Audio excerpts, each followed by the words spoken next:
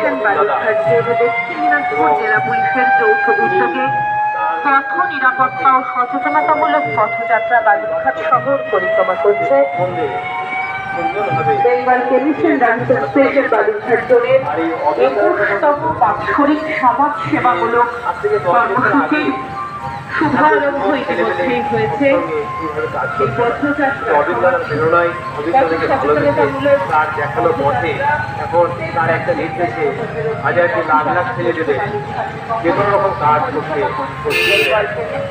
আর এই আমাদের প্রধান বললো যে আগামী 20শে জানুয়ারি এখানে অভিজ্ঞতা বালুরঘাট মন্দিরে আসবেন। সবাই মিলে আমরা এই প্রোগ্রামকে অনুষ্ঠানটি যাতে সাফল্যমণ্ডিত করতে পারি, তাকে আনন্দ দিতে পারি কামনা রাখি। এরপরে আমি এই যুদ্ধটাকে সংস্কৃতি পরিচালনা করার জন্য অনুরোধ করি।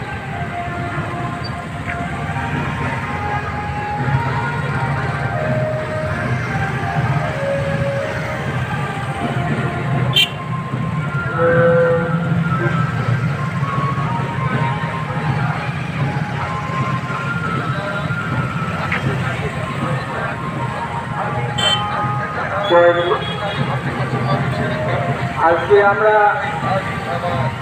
উপস্থিত হয়েছি বালুরঘাট সৎসঙ্গ গৃহে বাৎসরিক উৎসবে।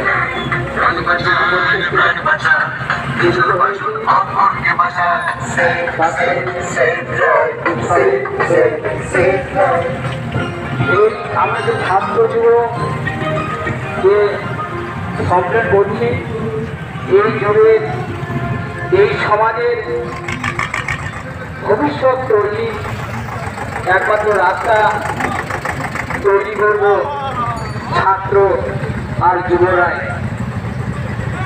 পরম দয়াল বলেছেন যে 6 বছর বয়সে আমাদের গান মন্ত্র দিতে হবে, 11+12 বছর বয়সে দীক্ষাটা দেওয়ার পর তাকে আমরা যজন ইষ্টভূতি পরায়ণ করে তুলব। যজন ইষ্টভূতি করতে করতে আর সকাল সন্ধ্যা প্রার্থনা করতে করতে ওই মানুষটার প্রতি যখন ঠাকুরের ভাব জাগ্রত হবে, তখন আর একটি নিয়ম, যেটা যজন ইষ্টভূতি তার সঙ্গে যোগ হবে সদাচার সস্তয়িনী। যখন আমি যজন ইষ্টভূতি সদাচার সস্তয়িনী পালন করে জীবনকে পরিচালিত করব, তখন আমি ঠাকুরকে ভালো করে উপলব্ধি করতে পারবো। আজকে পঞ্চম বংশধর জন্মসিদ্ধ বাপসিদ্ধ পুরুষ পরম পূজ্যপাদ শ্রী অরবিন্দ দাদা যুব সমাজকে তথা আমরা যেমন মানুষের সঙ্গে যোগাযোগ করতে পারছি, মানুষের সুখ দুঃখ বেদনার সমস্যার কথা শুনতে পাচ্ছি, মানুষের প্রতি আমরা যারা বিভিন্ন কাজ করছি তাদের সঙ্গে সুসম্পর্ক গড়ে তোলার রাস্তা কিন্তু তৈরি করে দেবে।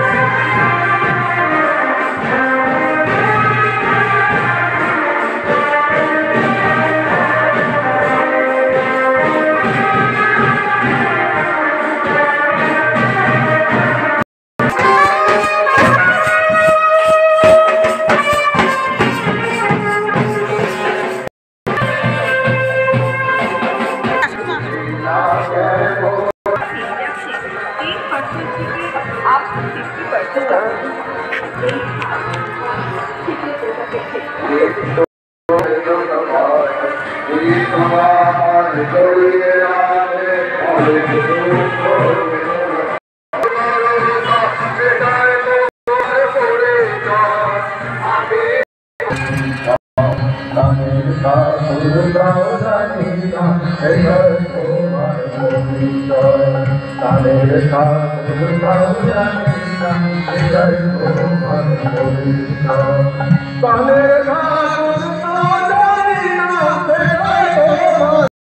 এবার আমরা পেয়েছি প্রতিরাম থেকে আগত শিক্ষক উপস্থিত প্রত্যেককে আনন্দিত জয়গুরু জানিয়ে আমি পরম দয়ালে দু চারটি কথা বলার চেষ্টা করছি। শুনলেন খুব সুন্দর কথা পরম দয়ালের গান কীর্তন। 136তম জন্ম মহামহোৎসবে আমরা প্রত্যেকেই সমবেত হয়েছি। আমরা যারা ঠাকুরকে গ্রহণ করে তার দীক্ষা নিয়ে আমার ব্যক্তিগত জীবনের দিকে যদি আমরা তাকাই, তাহলে আমরা কিন্তু সত্যিই এটা অনুভব করব আমাদের জীবনের কিছু তো পরিবর্তন, কিছু তো নিয়ন্ত্রণ হয়েছেই। এই হলো গুরু বা আদর্শকে ধরার সার্থকতা। স্বামী বিবেকানন্দও বলে গেছেন, ধর্মদান সর্ববৃহৎ দান। আমরা একটা মানুষকে অনেক কিছু দিতে পারি, অর্থ দিতে পারি, তাকে শিক্ষা দিতে পারি, কিন্তু প্রকৃত ধর্ম হচ্ছে তাই যেটা পালন করার মধ্য দিয়ে মানুষ ক্রমবর্ধমান হয়ে বেড়ে চলবে। সাময়িকভাবে আমরা কিছু পেয়ে বড় হয়ে যেতেই পারি, বা একটা আমাদের যে জীবন চলনা সেটা একটু উঁচুতে উঠে যেতে পারে, কিন্তু তাকে ধরে রাখা, জেনারেশনে পরবর্তী প্রজন্মের মধ্যে দিয়ে চালিয়ে নিয়ে যেতে গেলে কিন্তু একটা আদর্শ আমাদের প্রত্যেকের প্রয়োজন। তাই তো দেখা যায় বর্তমান যুগে সত্যি যুব সম্প্রদায়ের উপর গোটা বিশ্বের যে এক দায়, এক যে দায়িত্ব, এটা কিন্তু আমরা অবমাননা করতে পারি না। যদি করি তাহলে সমাজের অবক্ষয় হবেই হবে। বুঝিনি অবিন্দা তাই সেই যুবকদের মধ্যে সত্যি তার সেই জন্মদিনে দেওঘরে কিন্তু বহু যুবকদেরকে আমরা দেখতে পেয়েছিলাম, যারা ঠাকুরকে বাস্তবভাবে নিয়ে চলছে তা কিন্তু আমরা অনুভব করছি। তাই আমরা যদি সত্যিই আমার জীবনের দিকে না তাকাই, আত্মজিজ্ঞাসা যদি আমরা না করি, আর তাকে নিয়েই যে চলা, আমরা শুধু তাকে গ্রহণ করেছি, কিছু পেয়েছি, এবার সেখানে যদি আমরা থেমে যাই তা কিন্তু না। ঠাকুর প্রথমেই তার দীক্ষার প্রথম জায়গায় তিনি সত্যানুসরণে বললেন যে তিনি চাইছেন প্রত্যেকের ভিতরে তার যে বলা, অর্থাৎ ঠাকুরত্ব জাগানো। এই জায়গায় আমি নিজে জানি আমি কতটা তাকে নিয়ে চলতে পারি, কারণ আমি নিজেকে নিজের কাছে ফাঁকি দিতে পারি না, আমি নিজের কাছে নিজে ধরা পড়বই, এবং আমার প্রভু তিনিও জানেন যে আমি তার জন্য কতটুকু করি। তাই আমরা সত্যি একটা বড় পবিত্র দিনে আজকে সমবেত হয়েছি। আমরা আরও একটা ধাপ যদি এগিয়ে যেতে পারি, আমার যে চলনাগুলো, আমার যে অভ্যাসগুলো, আমার যে অভ্যস্ত সংস্কারগুলো, যেগুলো ঠাকুরের বলার সঙ্গে মিলছে না, কিছু মিলেছে সহজেই আমি সেগুলোকে আয়ত্ত করে ফেলেছি, আমার খাদ্য খাবার, কিছু চালচলন, কিন্তু সত্যিই যদি আমি নিজের দিকে তাকিয়ে দেখি, যদি আরও কিছু ঘাটতি থেকে থাকে, তা কিন্তু আমাকে কাটিয়ে তুলতে হবে। সেই জন্যই আমি ঠাকুরকে ধরেছি। ঠাকুরকে আমরা ধরেছি আমার নিজের জীবনকে সংশোধন করার জন্য, কারণ ব্যক্তি জীবন, নিজের জীবন যদি আমি ঠিকভাবে তার পথে পরিচালিত না করতে পারি তাহলে কি লাভ। একজন এসে ঠাকুরকে বলছিলেন যে ঠাকুর, বহু জায়গায় বড় বড় উৎসব হচ্ছে, বহু মানুষ ঠাকুরকে নিয়ে চলছে। ঠাকুর বলছে তাতে তোর কি? আবার তিনি বললেন, বহু মানুষ আমাদের কথা শুনে ঠাকুরের দিকে ছুটে আসছে, তাতে তোর কি? তোর কি হলো? তুই সেটা নিজের দিকে তাকা, নিজে অনুভব কর। তাই সত্যি এত কিছু হচ্ছে, এত কিছু, তার জগৎ তিনি দুহাত দিয়ে আগলে রাখবেন, তার জগৎ ধীরে ধীরে ক্রমবর্ধমান হয়ে বেড়েই চলবে। কিন্তু সেই বেড়ে চলার মধ্যে যদি আমি নিজেকে তার মতন করে তুলতে না পারি, তাহলে কিন্তু তার দীক্ষাটা শুধু নেওয়াই হলো। তিনি যেটা চাইলেন তিনি কিন্তু সেটা পাবেন না আমার কাছে, কারণ তিনি প্রত্যাশা নিয়ে তার প্রতিটি সন্তান, প্রতিটি জীবগুলোর দিকে তিনি আকৃষ্ট হয়ে তাকিয়ে রয়েছেন, যে আমরা যেন আমার যে অভ্যস্ত সংস্কার, সেই সংস্কারটা তিনি যে বলেছেন সেই সংস্কারে সংস্কারিত করতে পারি। তাই আমরা জানি শাস্ত্রে বলছে যে বহু লক্ষ জনম অতিক্রম করে এই মানব জীবন আমরা পেয়ে থাকি। তো এই যে এত জীবনের যে অভ্যস্ত একটা, সেই জীবনগুলোতে মূলত খাবার এবং বংশবৃদ্ধি এরকম দু চারটা চাহিদাই পূরণ হয়, আর কিছু থাকে না। কিন্তু এই যে যখন আমরা মানব জীবন পাই, এটা শ্রেষ্ঠ জীবন আমরা প্রত্যেকেই বলি। কেন? কারণ আমরা সেই অভ্যস্ত সংস্কারকে ধীরে ধীরে একটা পবিত্র অভ্যস্ত সংস্কারে রূপান্তরিত করতে পারি, যেটা আমরা প্রত্যেকে করেওছি। আমরা যারা ঠাকুরকে নিয়ে চলি, আমাদের দীক্ষা নেওয়ার পূর্বের যে চলন ছিল সেখান থেকে আমরা কিছুটা হলেও নিজেকে পরিবর্তন করেছি। কিন্তু তিনি যেটা চাইছেন সেটা যতক্ষণ না পর্যন্ত আমরা করে উঠতে পারছি, ততক্ষণ কিন্তু আমাদের চলার শেষ নেই। তাই আসুন, এই ডিবি ওয়ার্কসের মধ্য দিয়েই সেই দিন আসবে যেটা আচার্যদেব দাদা বলে গিয়েছিলেন। যখন আচার্যদেব দাদার বয়সের মতো দুজনে অবিন্দার বয়স হবে, সেই সময় চারিদিকে মানুষ ঠাকুর ঠাকুর করবে, তার কিন্তু সূত্রপাত হয়ে গেছে এবং সেটা বাস্তবে রূপ নেবে, যেটাই বোঝা যাচ্ছে ডিবি ওয়ার্কসের মধ্য দিয়ে। তাই এ কাজ থেকে আমরা যদি নিজেকে দূরে সরিয়ে অন্য কাজে, ঠাকুরের বহু বলা, কিন্তু যেটা যথাসময় যে নির্দেশ আছে সেটাই তো পালন করা আমাদের তপস্যা, সেটা আমরা জানি ঠাকুর বলে গেছেন। তাই এটাই আমাদের তপস্যা। তাই আমরা নিজেকে যে কর্মেই নিযুক্ত রাখি না কেন, সেখানে যেন ডিবি ওয়ার্কস, অর্থাৎ মানুষকে ঠাকুরের কথা বলা, এটা অন্য কিছু না। একটা পোশাক পরলাম যেমন আবার খুলে রাখলাম, ওরকম না। ডিবি ওয়ার্কসের জন্য আমি এই টাইমটুকুই করব, এরকমটা না। আমরা যখনই সুযোগ পাবো একটা মানুষকে, যে মানুষগুলো ঠাকুর থেকে দূরে সরে গেছে, তাদেরকে ঠাকুরের কথা বলে বাস্তবভাবে সত্যিই তাদের পাশে দাঁড়িয়ে, যেটা কিন্তু আমাদের সত্যিই করা হয়ে ওঠে না। আমরা মুখে মুখে অনেক কিছুই বলি, কিন্তু প্রকৃত মানুষকে সেবা দেওয়া, যেটা ঠাকুরও বলেছেন, সেটা থেকে আমরা দূরে সরে গেছি। জন্যই তিনি সুযোগ করে দিলেন সেটা আমরা যেন করতে পারি। তাই আসুন, এই কর্ম করে আমরা আরও নিজে যাজিত হব, নিজেকে আরও ঠাকুরের করে তুলব। এই বলে আজ উৎসব আরোতর হয়ে উঠুক, মানুষ ঠাকুরের আরো হয়ে উঠুক, এই কথা বলেই আমি আমার ইষ্ট প্রসঙ্গ শেষ করছি। জয় গুরু। ধন্যবাদ সুরেশ কুজুরদাকে, হারমোনিয়াম। আচ্ছা, তাকে আমি একটা সঙ্গীত ভজন পরিবেশন করার জন্য অনুরোধ করব। আমি দিদি ভাইকে একটু হারমোনিয়ামটা অপারেট করার জন্য বলছি।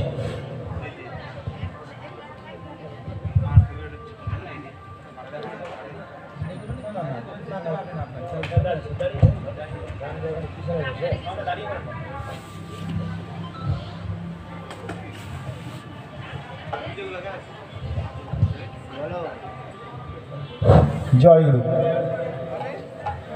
सुंदर अनुपम हो नाथ मेरे स्वामी, सुंदर अनुपम हो नाथ मेरे स्वामी, जीवन के कारण हो नाथ मेरे स्वामी, जीवन के कारण हो नाथ मेरे स्वामी, सुंदर अनुपम हो नाथ मेरे स्वामी, सुंदर अनुपम हो नाथ मेरे स्वामी, जीवन के कारण हो नाथ मेरे स्वामी, जीवन के कारण हो नाथ मेरे स्वामी, तुम हो तो सबके वेदन हरता, तुम हो सबके वेदन हरता, कहलाते हो प्रभु तुम अवतारी, सुंदर अनुपम हो नाथ मेरे स्वामी, सुंदर अनुपम हो नाथ मेरे स्वामी, जीवन के कारण हो नाथ मेरे स्वामी, जीवन के कारण हो नाथ मेरे स्वामी।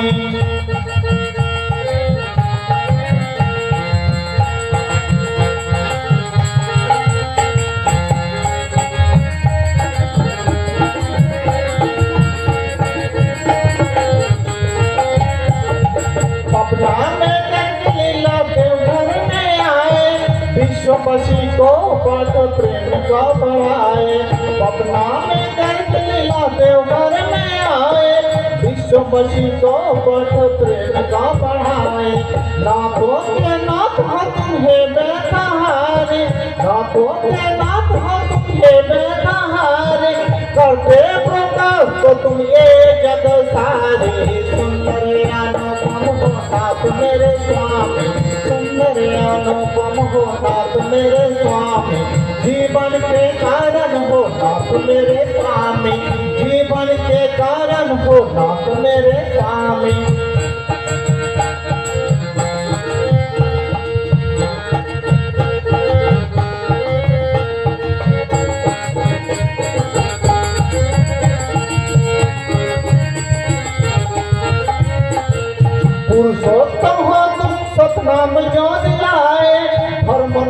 पालन तुम करके बताए, पुरुषोत्तम हो तुम सतनाम जो दिलाए, धर्म नीति पालन तुम करके बताए, दीनों दयालु तुम है मंगलकारी, दीनों दयालु तुम है मंगलकारी, तुम हो जगत पिता पालनहारी, सुंदर अनुपम हो नाथ मेरे स्वामी, सुंदर अनुपम हो नाथ मेरे स्वामी, जीवन के कारण हो नाथ मेरे स्वामी, जीवन के कारण हो नाथ मेरे स्वामी।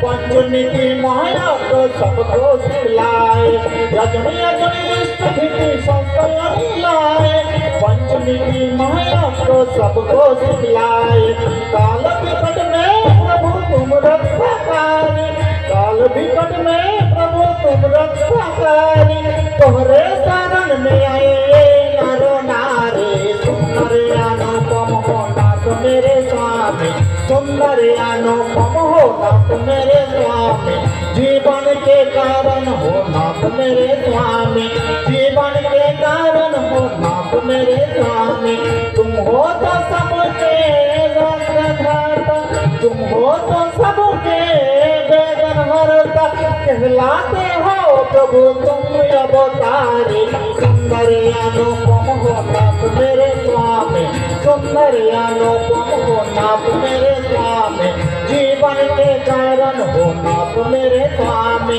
जीवन के कारण हो नाथ मेरे स्वामी, जीवन के कारण हो नाथ मेरे स्वामी।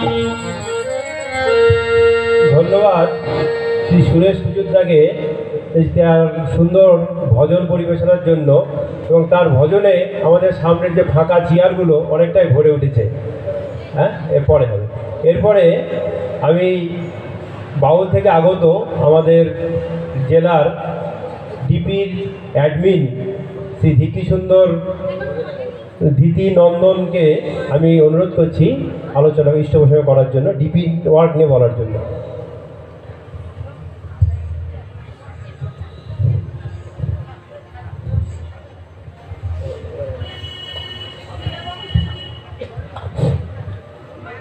জয় গুরু। এখানে উপস্থিত সকল দাদা ও মায়েদের আমার আনন্দিত জয় গুরু জানাই। আজকে আমরা সবাই এই উৎসবে মিলিত হয়েছি। উৎসব মানে উৎসমুখী হওয়া।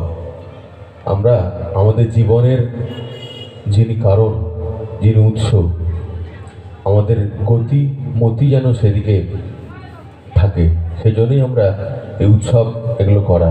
আর এই উৎসবে মিলিত হয়ে আমরা একটু হৈ হুল্লোড় করে একটু আনন্দ করব, সেই জন্য উৎসব করা। তো সৎসঙ্গ জগতের এখন একটা মহতী কার্যক্রম চলছে। এটা হচ্ছে সৎসঙ্গ জগতের মূল কার্যক্রম, সেটা হচ্ছে ডিপি ওয়ার্কস। ডিপি ওয়ার্কস মানে হচ্ছে দীক্ষাপত্র সমীক্ষার কাজ। এই দীক্ষাপত্র সমীক্ষা মানে আমাদের অনেকেরই হয়তো এরকম একটা ধারণা থাকতে পারে যে ঠাকুরের দীক্ষা নিয়েছি, তার বাড়িতে গিয়ে শুধু ইষ্টভীতির কথা বলা না। ডিপি ওয়ার্কসের মূল হচ্ছে সেবা। ডিপি ওয়ার্কসের মূল হচ্ছে মানুষের পাশে দাঁড়ানো। আমি ছোট্ট একটা গল্প বলি, এটা যেখানেই যাই সেখানে মূলত বলেই থাকি। দেওঘরে কয়েকজন ছেলেপেলে মিলে একটা গ্রামে গিয়েছিল ডিপি ওয়ার্কস করতে, এই দীক্ষাপত্র সমীক্ষার কাজ করতে। তারা যাওয়ার পরে যখন বাড়ি আবার সেই দেওঘরে ফিরে আসবে ডিপি ওয়ার্কস করে, একটা জায়গায় তারা টিফিন করতে ঢুকেছিল, চা সিঙ্গারা এগুলো খাওয়ার জন্য। টিফিন যে মালিকটা জিজ্ঞাসা করছে সাদা জামা কাপড় দেখে যে তোমরা কি সৎসঙ্গের দীক্ষিত, ঠাকুর অনুকূল চন্দ্রের দীক্ষিত? ছেলেরা বলে যে হ্যাঁ আমরা শ্রী ঠাকুর অনুকূল চন্দ্রের দীক্ষিত। বলছে একটু দাঁড়ান।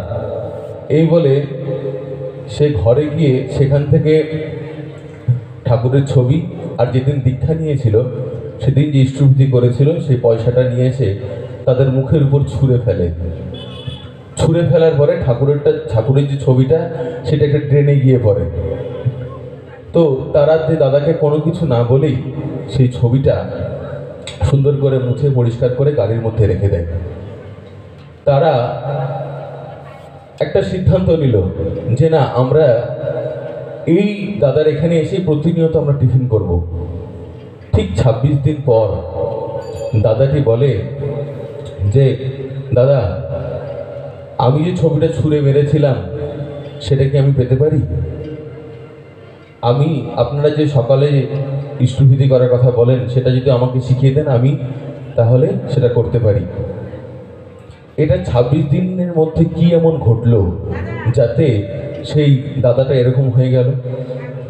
26 দিনের মধ্যে ওই ছেলেরা যেটা করেছিল সেটা হচ্ছে তারা প্রতিনিয়তই ডিপি হাউস করে ফেরার পথে ওই দোকানে ঢোকে, চা সিঙ্গারা টিফিন করে, আর নিজেরা নিজেদের মধ্যেই এই ডিপি ওয়ার্কস নিয়ে আলোচনা করে। নিজেরা নিজেদের মধ্যেই আলোচনা করতে করতে দাদাকে জিজ্ঞাসা করে, দাদার আপনার কয় ছেলে মেয়ে, কী খবর, বাড়ির সবাই কেমন আছে? 26 দিনের মধ্যে তারা একটা সেবা দেয় সেই দাদাটাকে। কী সেবা? সেটা হচ্ছে যে দাদাটার ছেলে MBA-তে ভর্তি হবে, যোগাযোগের কারণের অভাবে সেই ছেলেটা ভর্তি হতে পারছিল না। তো এই যে ছেলেরা, ডিপি ওয়ার্কসের টিমের যে ছেলেরা, সেই ছেলেটার ভর্তির ব্যবস্থা করে দেয়।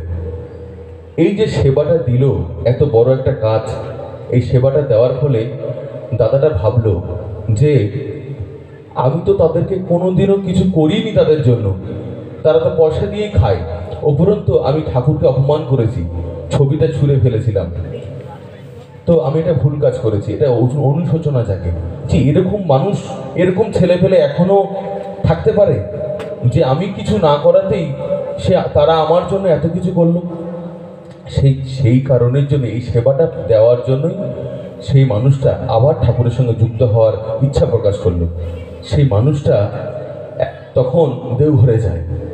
তো এই ঘটনাটা আচার্যদেবকে জানানো হয়েছিল।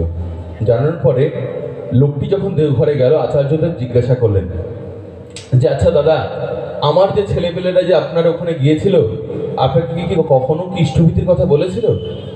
বলছে আগে না। বলছে তাহলে আপনি কেন এটা ইষ্টভূতি করতে ইচ্ছা প্রকাশ করলেন? বলছে এই যে ঠাকুরের মানুষ এরকম প্রেমিক হতে পারে, এত ভালোবাসা দিতে পারে, সেই ঠাকুরের জন্য আমি আমার সর্বস্ব বিকিয়ে দিতে পারি। সেই দাদাটি এখন বর্তমানে প্রত্যেক রবিবার তার দোকান বন্ধ রেখে দেওঘরে এসে হয় ঝাড় দেয়, নতুবা কিছু না কিছু একটা কাজ করে।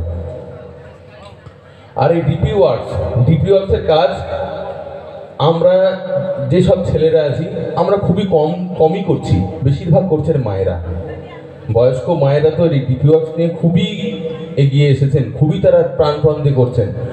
তাই আচার্যদের মায়েদের প্রতি আরও ভরসা তিনি করছেন যে মায়েরা যেন আরও গতিবেগ আরও যেন বাড়িয়ে দেয়, মানুষের বাড়িতে গিয়ে খোঁজ খবর নেওয়া এটা যেন করে।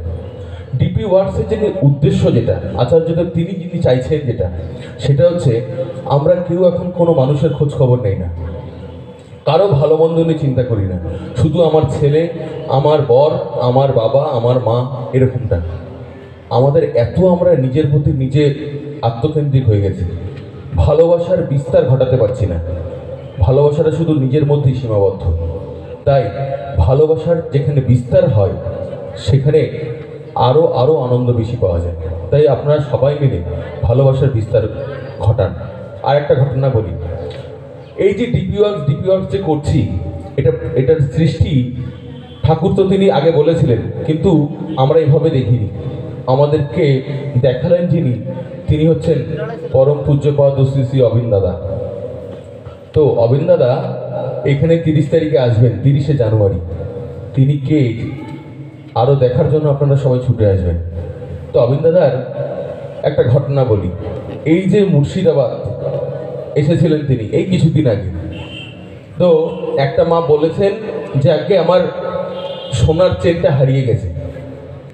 তো অবিন্দা বললেন, ঠিক আছে আমি বানিয়ে দেবো, সোনার চেনটা আমি বানিয়ে দেবো। তো তার পাশের মাটা বলছেন যে দাদা আমারও সোনার চেনটা হারিয়ে গেছে। অবিন দাদা রুদ্র মূর্তি ধারণ করলেন, ভীষণ রেগে গেছেন। তিনি বলছেন, ঠাকুরের পঞ্চম পুরুষ আমি, আমাকে আপনি কি বলতে চাইছেন? আমি কি কিছু বুঝি না? তখন মাটি বললেন, আগে আমার ভুল হয়ে গেছে, আমার ওটা সোনার চেন ছিল না, আমার ওটা কি এমটি সোনা এরকম সিটি গোল্ডের চেন ছিল। তো এটা হচ্ছেন তিনি। তো অনেকেই আমি বলতেও শুনেছি, অবিন দাদা যেসব কার্যক্রম করছেন যে গতিতে, এই গতি এই ভাইব্রেশন অনেকে নিতে পারছে না। অনেকেই বলছেন যে ছোট তো, তাই হয়তো এরকম একটু পাগলামি করছে। তিনি কাকে কি জন্য কি কথা বলেন এটার সাধ্য আমাদের কারণে, এটা একমাত্র সাধনার জিনিস, এটা আমাদের বোঝার সাধ্য কারণে। আর একটা গল্প করি। একটা রাজা একদিন ভেবেছিলেন তিনি কল্পতরু হবেন। তো রাজা বলছেন প্রজাদেরকে, আমি আজকে কল্পতরু হয়েছি, আমি সবাইকে আজকে যা চাইবে তাই দেব। তো প্রজারা এক এক করে আসছে, কেউ বলছে আমার 1 বিঘা জমি চাই, কেউ বলছে অমুক চাই তমুক চাই। রাজার প্রকৃত যিনি সেবক সে চুপটি করে বসে আছেন। রাজা বলছেন, এই তুমি কি চাও? তখন সেই সেবকটি বলছেন, আগে আমি কিছু চাই না। বলছে, না তোমাকে তো চাইতেই হবে, আমি আজকে কল্পতরু হয়েছি, সবাইকে দেব বলে ভেবেছি, সবাই নিয়েছে, শুধু তুমি মাত্র বাকি আছো, তুমি কি চাও বলো, আমি তোমাকে দেবই দেব। বলছে সেই সেবকটি বলছে, আমি চাই আপনাকে, যদি আপনি দয়া করে একটিবার আমার বাড়িতে যান। বলছে ঠিক আছে, সবাই যা চেয়েছে তাই যখন পেয়েছে, তখন তুমিও যা চাইছো আমি তাই হবে। পাশ থেকে রাজার যে দেখভাল যারা করেন তারা বলছেন, রাজামশাই উনার বাড়িতে যাবেন কি? উনার তো বাড়ি ঘরই নেই। বলছে বাড়ি ঘর নেই, বাড়ি ঘর বানিয়ে দে। বানিয়ে দিল। বলছেন ওনার বাড়িতে যাবেন কি? যাবেন যে, গাড়ি তো যাবে না, রাস্তাঘাটই তো নেই। বলছে রাস্তাঘাট নেই, রাস্তাঘাট বানিয়ে দে। রাস্তাঘাট বানানো হলো। বলছে আপনাকে সেবা দেবে কি? ওর তো বউ নেই। বলছে বউ নেই, বিয়ে দিতে একটা। তো বিয়েও দিয়ে দিল। চাইলো এক রাজাকে, পেয়ে গেল সব। আমাদের উদ্দেশ্য যদি তাকে চাওয়া হয়ে থাকে, আমাদেরও জীবনে সব প্রাপ্তি ঘটবে। চাওয়াটার শুধু একটু বদল ঘটাতে হবে আমাদের। আমরা শুধু নিজের জন্য চাই। ঠাকুরকে চাকর বানিয়ে রেখেছি ঘরের।